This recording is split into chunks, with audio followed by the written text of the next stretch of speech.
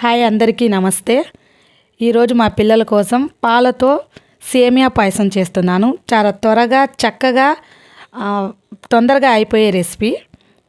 అందరూ ఇష్టపడి తింటారు. దానికి కావలసిన వస్తువులు సేమియా, చక్కెర, కాజు, కిస్మిస్, బాదం, పాలు.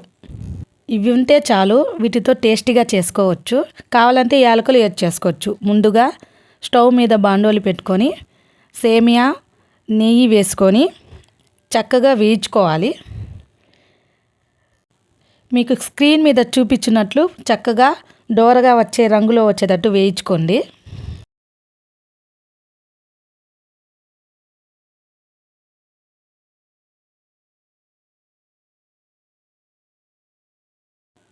ఈ కలర్ వచ్చిన తర్వాత దించుకోండి.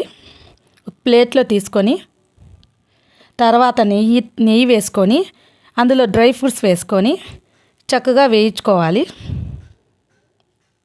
మీకు కావాల్సిన అన్నీ వేసుకొని చక్కగా వేయించుకోవాలి. ముందుగా బాదం వేస్తే చక్కగా వేగుతుంది. కాజు తర్వాత వేసుకోవాలి. కిస్మిస్ కూడా యాడ్ చేసుకోవాలి. వీటిని ఇవి కూడా లైట్గా ఫ్రై అయిన తర్వాత పక్కకు తీసుకోవాలి.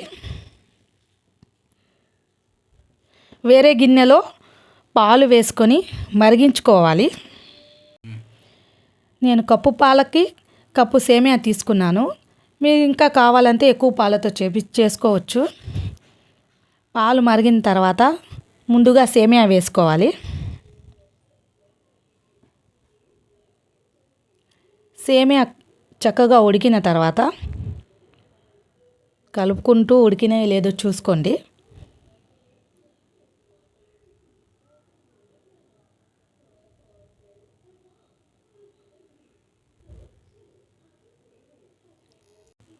సేమియా తొందరగానే ఉడుకుతాయి. 2-3 మినిట్స్లో ఉడికిపోతాయి. మా సేమియా అయితే ఉడకని వచ్చినాయి. పూర్తిగా ఉడికినాయి. తర్వాత చక్కెరని యాడ్ చేసుకోవాలి. తర్వాత 2 యాలకులని వేసుకోండి. వేయించిన డ్రై ఫ్రూట్స్ని కూడా యాడ్ చేయండి.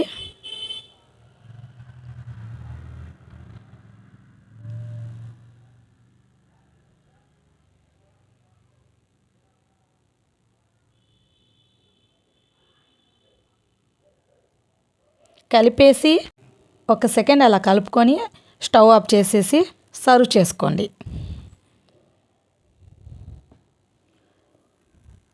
చూడండి, చూడడానికే చాలా బాగా అనిపిస్తుంది. టేస్ట్ చూసి చూద్దాము. మా బాబుని చూపిద్దాము.